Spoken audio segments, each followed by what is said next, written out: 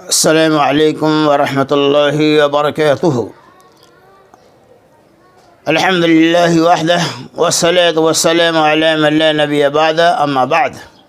عن جابر رضی اللہ عنہ قال قال رسول اللہ صلی اللہ علیہ وسلم ان اخفف ما اتخوف على امة الهوى وطول العمل فاما الهوى فيصد عن الحق واما طول العمل فينسي الآخرة، رواہ الترمذی۔ حضرت جابر رضی اللہ تعالیٰ عنہ کہتے ہیں رسول اللہ صلی اللہ علیہ وسلم نے فرمایا، میں اپنی امت کے بارے میں جن چیزوں کا مجھے سب سے زیادہ خوف ہے ان سب میں سب سے زیادہ ڈراؤنی دو چیزیں ہیں، نفسانی خواہش اور لمبی آرزوئیں۔ جہاں تک نفسانی خواہش کا تعلق ہے وہ حق بات سے روکتی ہے اور لمبی آرزو آخرت کو بلا دیتی ہے۔ رسول اللہ صلی اللہ علیہ وسلم نے اس حدیث پاک کے اندر دو باتوں کا تذکرہ کیا ہے، نفسانی خواہشات اور لمبی آرزوئیں۔ ایک نفسانی خواہشات ایسی چیز ہے جس کے اندر انسان گرفتار ہوتا ہے تو اچھے برے، نیک بد، حلال حرام، حق اور ناحق کی کوئی تمیز نہیں رہتی۔ انسان نفسانی خواہشاتوں میں گرفتار ہو کر بالکل اندھا، بہرا اور گونگا بن جاتا ہے اور ہر برائی کو انجام دینے پہ مجبور ہو جاتا ہے، چونکہ ان کی جو خواہش ہے اس کی تکمیل کے پیچھے وہ کوشش و پریشاں رہتا ہے۔ دوسری چیز ہے لمبی آرزوئیں، یعنی آرزوؤں کی کوئی حد نہیں ہوتی۔ ہر وقت انسان کی زندگی کے اندر ایک سے بڑھ کر ایک آرزوئیں آتی رہتی، ایک تمنا ہی ہوتی رہتی، یہ کام ہو گیا تو اب یوں ہونا چاہیے۔ زندگی کا اصل مقصد سمجھنا شروع کر دیتا ہے۔ اس کے برعکس آدمی بھلائی، سچائی اور ٹھیک بات کی تلاش میں اگر رہے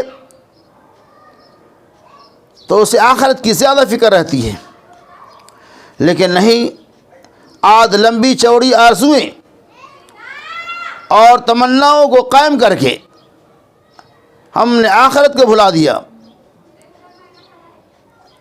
ہم صرف خواہشات کے پیچھے پڑے ہوئے، کوئی فکر نہیں ہوتی۔ دنیا میں ہر انسان چاہے بڑا ہو چاہے چھوٹا ہو چاہے کوئی بھی ہو، نفسانی خواہشات اور لمبی آرزوؤں کے پیچھے مبتلا ہیں۔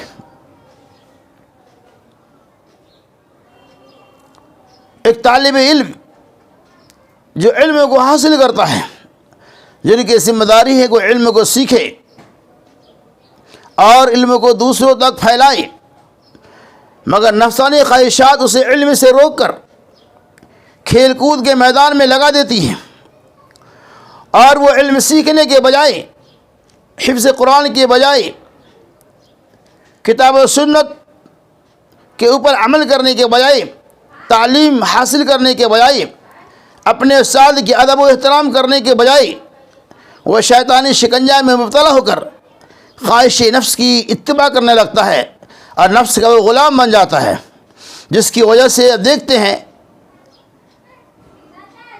کہ استاد کا ادب و احترام بھی چاہتا رہتا ہے، علم کے اندر اسے وہ اشتیاق مندی نہیں ہوتی جو ہونی چاہیے، چونکہ وہ اپنی خواہشات کو علم کے بجائے دنیاوی کھیل کود میں لگا دیا۔ لہذا طالب علم کی ذمہ داری ہے کہ نفسانی خواہشات کو مارتے ہوئے وہ علم کو حاصل کرے، وہ اپنے اخلاق کو بلند کرے، تب جا کر وہ بہترین طالب علم اور شاگرد بن سکتا ہے۔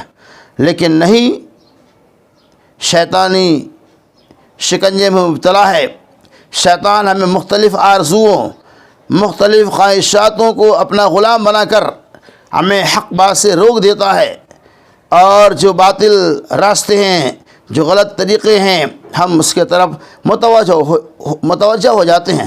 لہذا اللہ سے دعا ہو کہ اللہ تبارک و تعالی ہمیں خواہشات نفس اور لمبی آرزوؤں سے اجتناب کرتے ہوئے ہمیں اللہ تبارک و تعالی اور اس کے رسول کی رضا کے لیے ساری خواہشات اور آرزوؤں کو قربان کرنے کی توفیق رفیق عطا فرمائے۔